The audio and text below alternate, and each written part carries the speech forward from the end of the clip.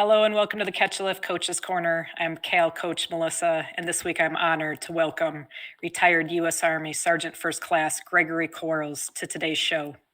Greg is a U.S. Army veteran, Cal veteran athlete, Warrior Games athlete, and a participant in the Gulf Coast Challenge, and really so very much more. Welcome to this week's episode of the Coaches Corner. Greg, welcome. Thank you for being here with us today. Welcome and thank you. Great seeing you again. Great to see you, Greg. Let's hop right into it today. There's a lot we want to cover. Would you start today by telling us a bit about your life growing up and ultimately what would lead you to the U.S. Army? Yes, I was born in Nashville, North Carolina. Grew up in Northwest Georgia my entire life. Played football, baseball. That was my dreams, and that kind of all changed when I was in high school. My science teacher, her son, was a couple years ahead of me, and in '93 when Somalia broke out, that kind of opened my eyes a little more to the military and the U.S. Army Rangers. I had cousins, and my grandfather was a World War II Purple Heart recipient, so I had footsteps kind of follow, but the military wasn't my dream until kind of Somalia broke out, and it changed my life. That's when I went down and enlisted in '94 on the delayed entry program, and then went off to basic training in '95 with a Ranger contract to go into the U.S. Army Ranger Battalion. Incredible, Greg. What do you remember the most about training up as a young soldier in those days? The biggest thing I remember about training up, especially going to basic, so pretty much 90% of my basic training instructors were either SF or Rangers, and had only been home a few years from Somalia, Panama, things like that. And so myself having a Ranger contract, they drilled it into me and pushed me harder. At first, I was like, these guys are out to get me. But at the end of the day, once I graduated that and kind of got through some of my other courses, graduated RIP and got into Ranger Battalion, I realized what they were doing. They were molding me and getting me ready for those tougher times. And so it was one of those love-hate relationships. Yeah. I hated them in the beginning, but in the long run, felt to respect them and love them for what they did, because they did get me ready to become a U.S. Army Ranger in Ranger Battalion. Would you talk to us a little bit more about that, Greg? Talk to us a bit about Ranger School and what that was like for you. Well, the first thing to let people know, so you've got Ranger School and you've got RIP. RIP is the Ranger Indoctrination Program. It's now called RASP. And Ranger School, NEMOS, anybody can go to Ranger School. Just like, things have changed. Anybody can pretty much go to RASP. But Ranger Battalion is, you've got the 75th Ranger Regiment, and then you have 1st, 2nd, and 3rd Battalion. And so to get into those, you get selected. You go through an assessment period, go through training, and you get selected to get into the Ranger Battalion. Once you're in Ranger Battalion, then they mold you and get you ready to go to Ranger School, which is, at the end of the day, a leadership course, a hard leadership course, nonetheless, and probably by far one of the most difficult things that I did in my career. But that's the two different things. RIP at the time when I went through, they were just there, beat you down, it seemed like, because they wanted these hard, strong Chargers to get into Ranger Battalion. Right. As the global war on terrorism broke out, they realized, like, hey, we need to revamp this. We need to have those weeks and weeks of hard charging, get those strong Rangers, but we need an educated Ranger as well. So they changed it over to RASP to push out the guys that were hard Chargers and hard strong. But because their deployment cycles were back to back to back, they need somebody that, hey, we can train and be strong at the same time. So that's why during the global war on terrorism, things changed from RIP to RASP. Okay. Greg, when would be the first time that you would deploy? My first deployment would be in 2002. I was with the 82nd at this time, deployed to Afghanistan. And then it was a back-to-back deployment because I got there late in the deployment. As we were coming back home, I got sent from one battalion to a whole different battalion in a different brigade and deployed to Iraq in 0304. Oh, that was a back to back, and you went from one theater of operation to the other. Greg, what was that like? So you'd spent, the first tour in Afghanistan, and right away you guys double back down, head straight into Iraq. What was that transition kind of like going straight from Afghanistan into Iraq at that time period? It was night and day difference. I mean, granted, war is war, but when you're in different theaters, you're in the mountains, is where we were to begin with in Afghanistan, and then to go from that to the sand, hot, miserable temperatures, it was a night and day difference, and change of uniforms, everything. I mean, the different way we fought in Iraq to the different way that we had to fight in or different way we fought in Afghanistan to a different way we had to fight in Iraq. Just had to change things up, and the people the way we would talk to key leaders was different. The way we interacted with the local community was different because it's two different places. Yeah. Greg, how many times in total would you deploy? 8 times total. Incredible. Thank you so very much for your service to our great country, Greg. Would you tell us some of the places you deployed to? I deployed multiple times to Iraq, Afghanistan, deployed to East Timor and to the Solomon Islands. And those 2 deployments were with a different military. I had a break in service after my 2004 deployment, and I moved to Australia and actually joined the Australian Special Forces. Oh my gosh. Went through their pipeline and deployed with them to different theaters. And then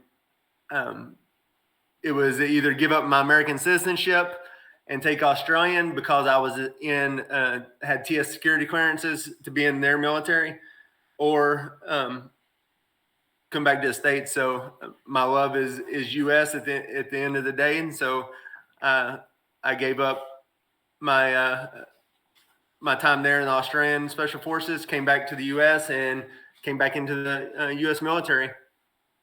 What were some differences that you saw in the Special Forces community, like Australia as opposed to the U.S.? Really, there wasn't a whole lot. I mean, yeah, we talked different over there. There was a few different weapon systems, but the training is real similar. So there's an E7 position that's a liaison that's in the from U.S. Army Ranger Regiment that does a few years in Australia. And so a lot of the doctrine and training that the U.S. Special Forces, because we're NATO and we work hand in hand with each other, U.S., Australia, Britain, all them, the doctrine is basically the same. So that way, when we come together, we can actually fit right in with another team and not be behind the power curve. Thank you for telling us about that, Greg. That's absolutely incredible. I want to shift gears here a little bit and jump up to 2012 to what would be your last deployment. Would you talk to us about July of 2012 and August 2012 and the events that took place? Yes, that would finally be my last deployment. I was with the 173rd out of Italy. I was a weapons squad leader at the time with a TAC company. We deployed to Afghanistan doing patrols out of Fob Shank. We had just gotten on the ground in July there, and basically we were the first boots on the ground almost in a year. The who we came in and took over from, they were doing patrols, but they were doing everything mounted in vehicles, and so all the roads were just laced with IEDs, very bad. So we decided, hey, we're not going to take these risks of going out on these vehicle patrols. We'll do it dismounted, find where the IEDs are, hit the high grounds, and have overwatches. So that was our game plan. As soon as we got on the ground, our very first time out of the wire, we were on top of OP English right outside of Fob Shank, and we came into our very first firefight. It was a good probably hour long. We moved to a different location, but we couldn't pinpoint exactly where it was coming from. So that evening, well, I take that back. We moved from one part of OP English over to another part to get better overwatch of an outlying village. I set up as the weapons squad leader, set up a support by fire position so the rest of the platoon could move down into the low ground. We came under heavy sniper fire while I was up there in the support by fire position. I was running from gun position to gun position, moving my guys back out of harm's way because we had no cover and the sniper had us pinned down. I got in all three of my gun positions back out of the way. Myself and one other guy was pinned down. We were taking direct sniper fire through smoke canisters. The sniper shot both of the smoke canisters. That's when I told Specialist Price, I was like, "Hey, you roll left, I roll right. We gotta move. If not, we're gonna get hit." Yep. And as soon as he rolled, I rolled. I went to stand up. I took a direct hit to my helmet. It went down the right side of my helmet, blew out the back.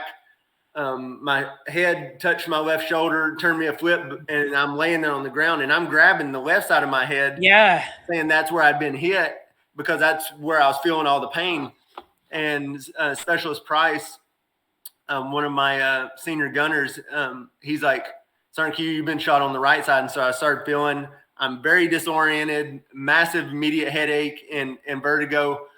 I said, "Hey, we got to move." And we got up and just took off, and we come barreling over the backside. I ran over two of the other guys because they were just over the crest of the hill and hit the ground. We tried to call in air support, but no air support would fly because of fear of being shot down by rockets. And so they wouldn't fly during the day at all. We were probably about 5K out from Fob Shank, and so I had to walk all the way back. I kind of got my bearing a little bit, sitting there for a little while, and then we walked back. They tested me, did all the head trauma tests, and I really just had my neck hurt and had a massive headache. I said, "I'm okay." They're like, "Hey, we'll send you out." I said, "No, I don't need to leave." I said, "I got guys here on the ground. I'm fine. Just give me something for this neck pain and we'll be good." That was on the 21st, on the 20th, the day of the 20th. With that very same night, we went right back out for another patrol. Same location. The platoon stopped at the bottom. I led the guns up to the top. And when we got up there, I noticed motorcycle tracks that weren't there the day before. I stopped a couple of guys from walking down into this low ground. So my guys walked around. We get to the location, the exact location where I just got shot the day before. And there was a bush. I remember being in that low ground that Specialist Price and myself were pinned down in. It was gone. I call up. Hired tells us, "Hey, just move out to outlining areas. Don't go in those areas." We set up support by fire. I get it all set in, immediately call back for the rest of the platoon to move up to the location. They start to set in a patrol base. And that's when what I thought the patrol base was being mortared, but they actually laid down on two dismounted IEDs. I call up, can't get nobody over the radio, grab my guys, immediately take off running, get there, and it was chaos up on top of OP English. We had 7 injuries, lost 2 amazing heroes in that situation, and came under fire again. But luckily we were able to, I could go on and on about that situation because that went on for hours and hours and hours. And then when the QRF tried to get out to us, we got air support in and got the wounded out. But when QRF tried to come out, they hit multiple IEDs. When they got out to where we actually were, and the EOD teams went to clear, They told me I was lucky. I had stepped 11 guys across like 7 pressure plates that we didn't Oh, ever stepped on. So good grief. I had somebody Wow. really watching over us that Yeah. day. That kept my team at the time, my squad at the time, safe. So, Greg, just kind of before you go on there into what would happen next. So, it was a very kinetic time. You've been in, these firefights. Unfortunately, some folks have been lost. There was several injuries. You yourself, had been shot in the head. Uh, what was it like continuing? Because you continued to hammer mission after mission during this time. What was that like? To me, like I had a mission, I had a purpose, I had guys, boots on the ground that I had promised their loved ones, moms, dads, wives, kids, all this. That hey, I'm bringing these guys home. They're under my command. I'm bringing them home. So I didn't care about myself. I knew I was able to walk. I was able to continue to do things. So it was the mission and to take care of these guys. That was all that I cared about. I mean, not saying that I was putting myself out there in jeopardy or anything, but as a senior leader, my mission was to do the higher mission, take care of the guys, and that's the end game when it came down to it. So I never really thought about anything else besides that. That was all that was in my mind. So that was the 21st of July, 2012. Greg, talk to us about August 7th, 2012. August 7th, 2012 is what eventually finally ended my career. That morning we had went out on another dismounted patrol. The whole time we were out, we never got in any firefight. We hit the objective things that we were supposed to do, but the entire time we kept having a vehicle that was following us as we were walking back in. Every time we would stop, the vehicle would stop. It'd never get close to us. We finally make it all the way back to Fob Shank, come in through the ECP. And once we were back inside the gate, we didn't think anything else about what was going on outside. Right. We went through debriefs. Hey, what we saw, all this. Told them like, hey, you might want to monitor this vehicle that's out there. Other than that, guys went to chow. Some went to shower. Some went to lay down because we'd been up for over 24 hours. I remember myself, I went to the gym to get in a short workout, and I don't think I'd been in the gym very long, started my workout, and a huge blast. From what I was told later, that same vehicle that tried to follow us tried to come through the ECP, didn't have proper paperwork or credentials, so they turned him around, told him he couldn't come through. He pulled out of the ECP and drove down beside one of the perimeter walls. This was a dump truck. Later, it was estimated that it was about 5,000 pounds of HME explosives that he had in it, and he was a suicide VBID, and so he detonated it.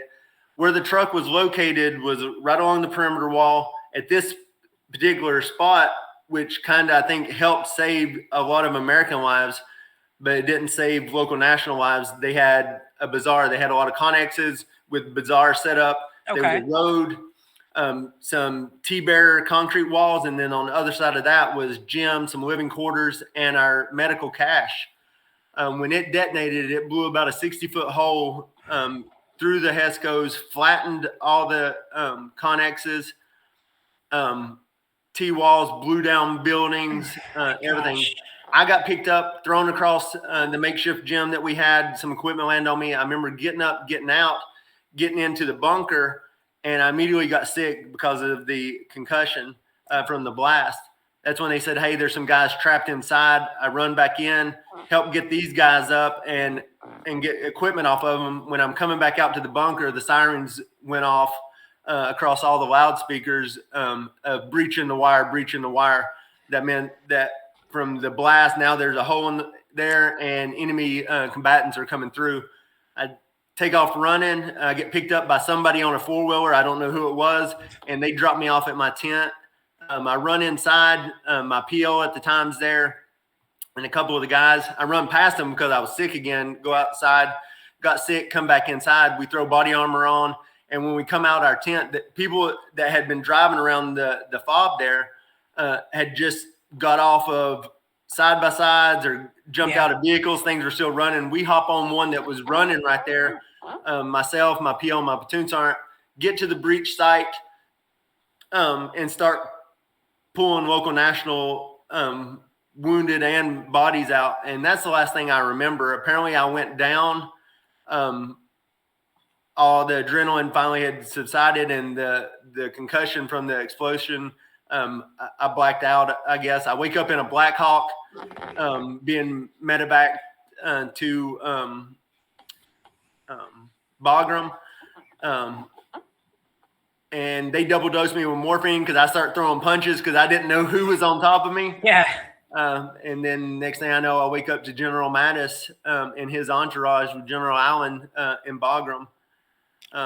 They're trying to send me home to Landstuhl. Said that I have no physical external injuries, but I have from my neck from being shot. Yeah. I now have had 2 concussions back to back, and I have lower back injuries. I missed movement 3 times, missed a flight that was supposed to fly me out. I said, I'm not leaving. I got guys on the ground. They finally come in and say, SF Sergeant Major comes in, is like, that's in charge of medical there at the time. And he's like, you've missed movement 3 times. These are offenses. And I tell him my whole story. I'm like, Sergeant Major, I'm not leaving country without my guys. I said, I've got all my limbs. I'm able to still be in this fight. I'm bringing these guys. I'm staying here and bringing them home. He gave me a timeline. Like, hey, you get your guys here to pick you up. He goes, my eyes are closed. So within 30 minutes, I had they had got me a lift out of there, and I returned back to Fob Shank. Surprised all my guys, and oh my gosh, I'm sure, yeah. I'm showing up. They were putting my bags on a vehicle because they were leaving Fob Shank to go take over Fob Warrior. And I said, nope, pull my bags off. I'm going with you guys. And so I stayed the rest of that deployment all the way until February of 2013. Oh, absolutely incredible. Greg, you shared with us that there's video footage and that you've seen it of the explosion on August 7th. What was it like for you to see that, to physically see the explosion? To know about it and everything that went on, and then to visually see it, at first it was just straight anger because it was Taliban, everybody that filmed it. And so that's all you hear in the video. And you see the explosion and you see the aftermath and the destruction that came from it. Knowing that it could be worse,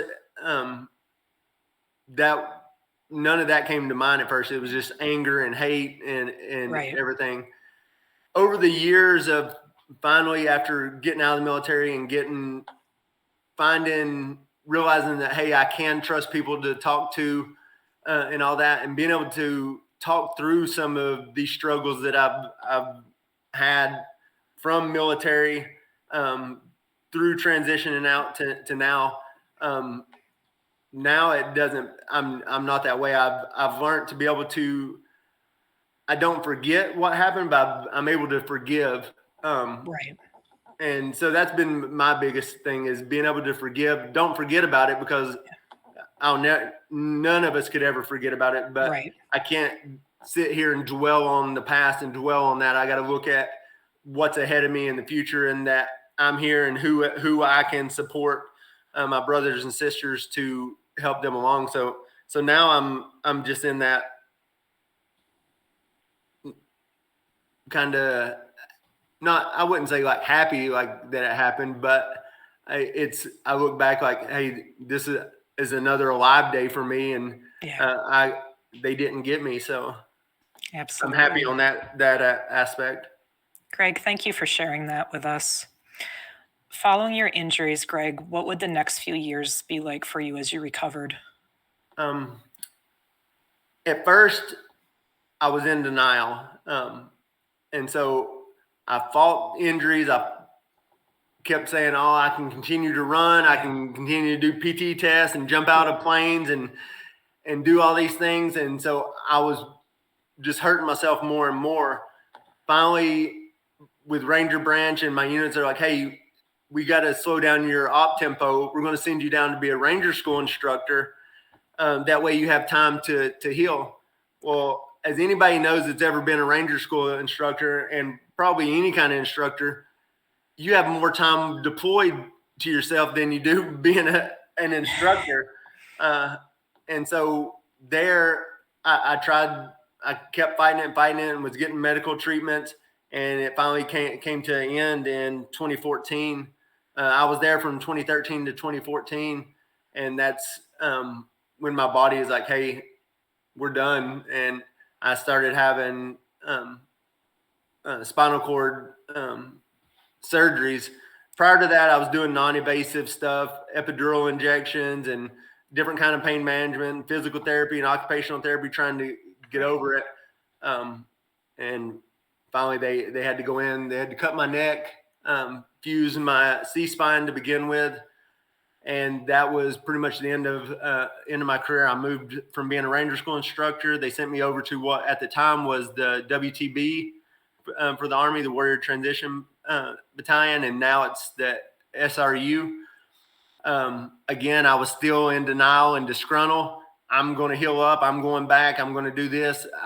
My plan was to do 30 years in the military, and I wasn't done. I had bigger and better things I wanted to do, and finally, with talking with family and doctors, they're like, you can sit behind a desk, but you ain't jumping out of planes anymore. You're not kicking in doors and doing all these fun things anymore. I was like, I'm not a behind the desk type person. Not taking that away from anybody else. That's just not me. So after quite a few surgeries, finally they initiated a med board and medically retired me in 2016. What would come next for you, Greg? What would kind of help pull you out of this and out of the denial to really what your life is now? It was actually while I was still in. So after I'd had my first surgery and I was at the WTB, there they send you have from schooling to different things. They sent me over for adaptive sports to kind of help with my mental and physical recovery. And first thing when I get there is like, "Hey, we're going on a bike ride. You want to go on a bike ride?" I'm like, "I've got severe vertigo. I got spinal cord injury. I can't ride a bike."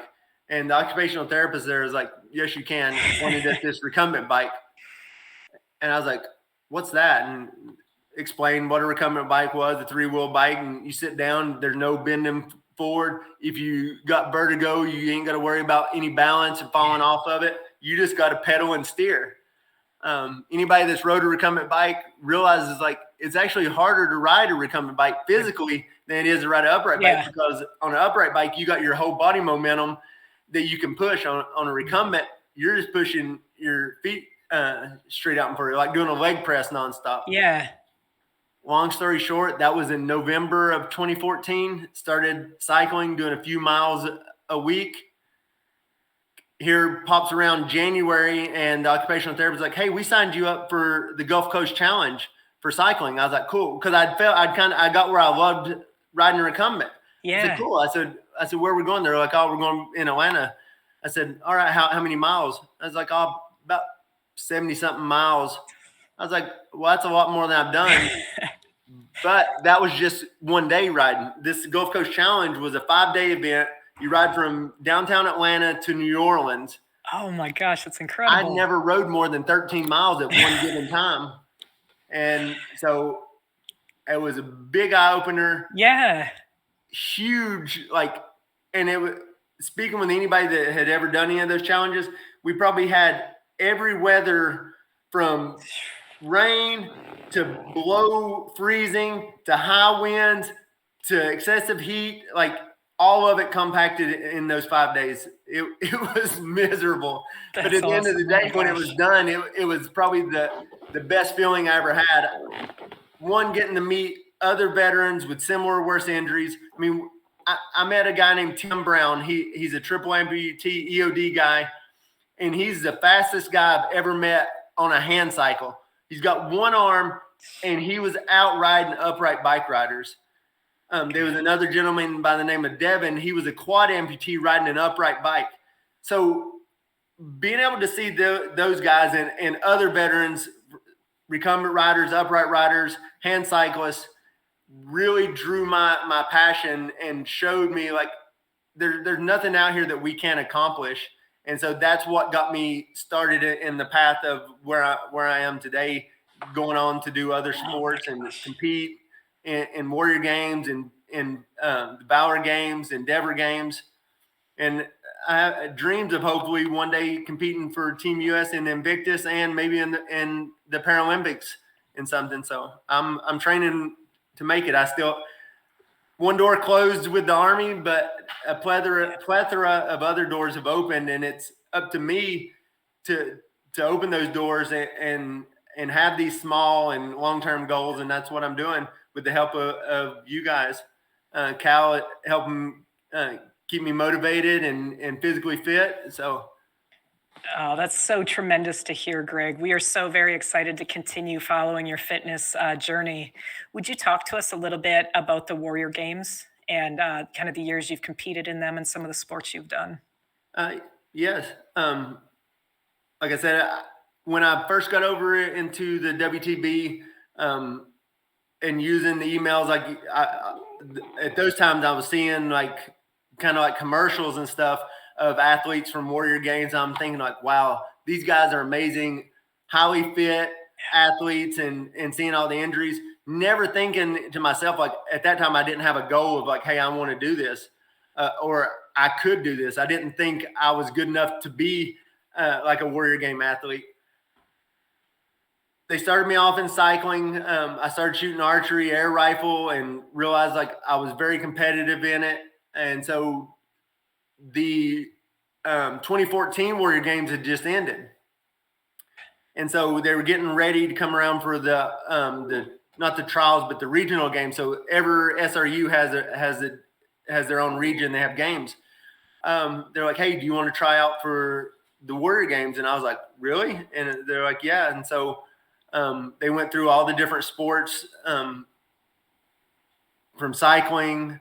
I competed in cycling, archery, air rifle, pistol. They're like, oh, you don't want to do pistol. Pistol's hard. I said, well, I want to try it. Well, I tried it, took gold at our regionals. Oh gosh, that's awesome. Oh, in pistol. And so that set me forward going on. And I did, at the time, the only other sport that I did was shot put and discus seated. Long story short, came around, went to Army trials, and made the team. Unfortunately, the day prior to the opening ceremonies for the 2015 Warrior Games at Quantico, I had to undergo another emergency surgery because I lost feeling in my legs, and so I had to have another spinal fusion.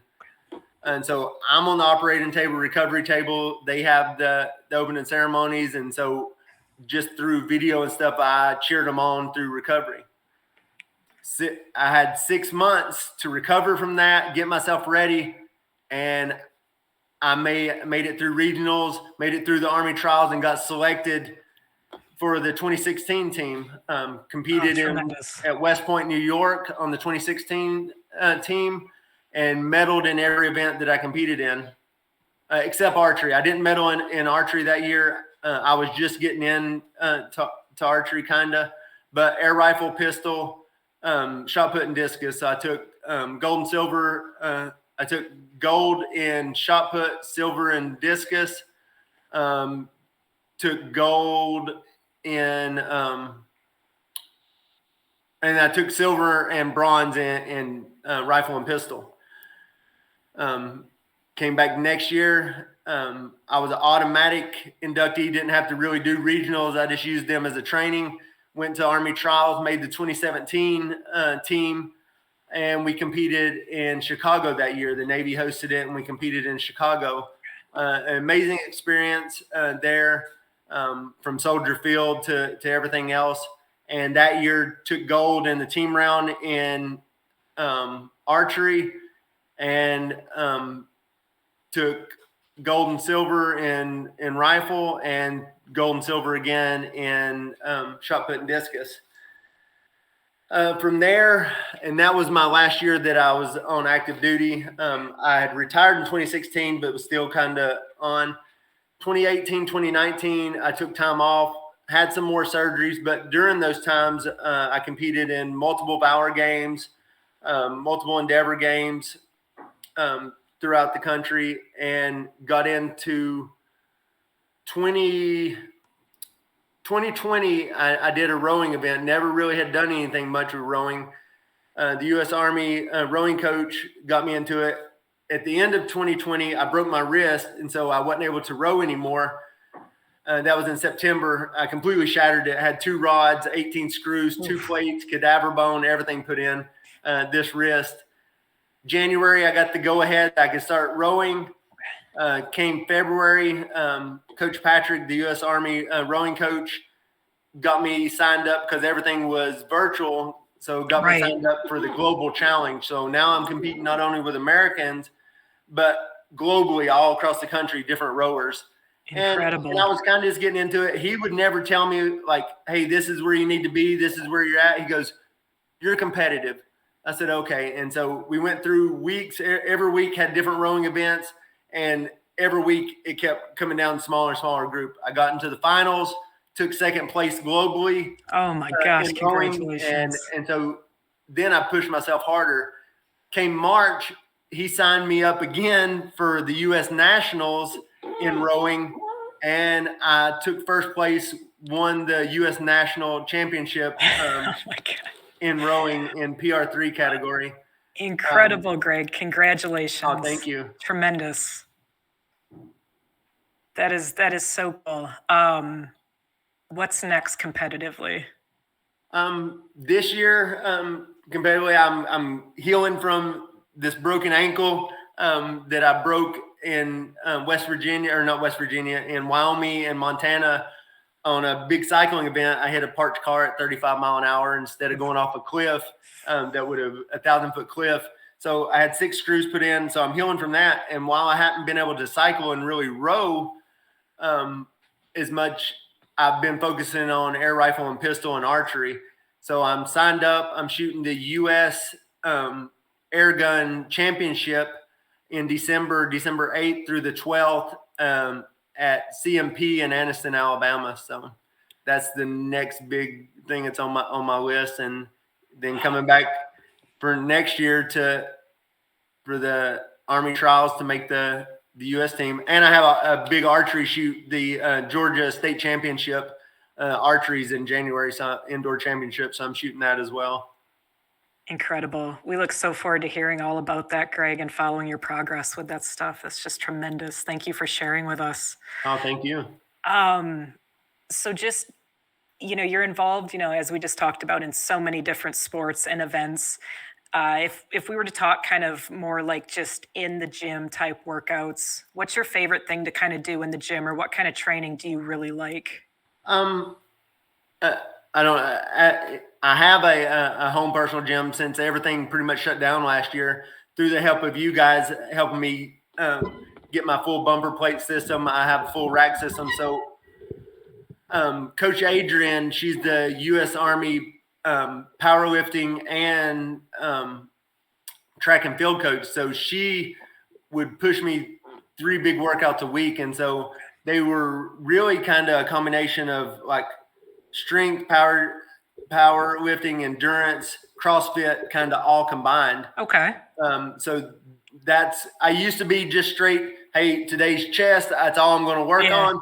I still work on those things, but I've realized, one, getting older, that I can't just do those, and having the injuries, I have to work around the injuries. And so kind of doing modified workouts, but work on smaller muscle groups, build bigger muscle groups. And so by utilizing that outlook and having that open in mind that, hey, yes, I can't bench press as much as I used to because of a wrist or something like that, but I can do all these different from cables. I still do everything. but it's just more of a modified thing. And my big thing that I would tell anybody with injuries, whether they're similar, worse, amputees, all that, these injuries don't dictate who we are or what we're able to do. We dictate that. We control everything from this earlobe to this earlobe, what's up here. And when we can think positive up here, we can do anything. So Absolutely. Greg, and just to kind of piggyback off that, what would you say to veterans, who, they have various injuries and, they're scared or they're nervous to take a step and do like, Army trials or something, to really pursue adaptive sports? What would you say to them? get out there and do it.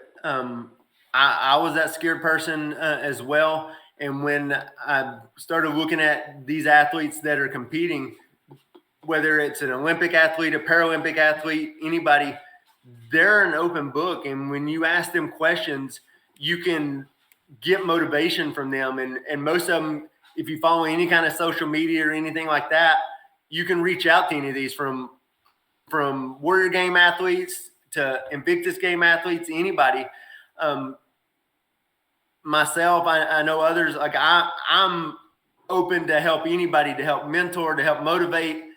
I'll hold you accountable when it comes to any kind of training or goals that you have. And that's my big thing.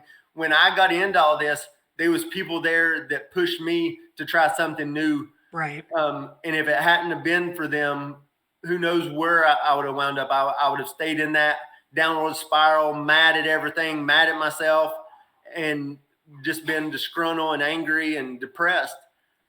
Being able to get into adaptive sports not only frees you, I feel like it lets you be able to feel like you're part of a team again, feel like you're able to compete and hang with national champions.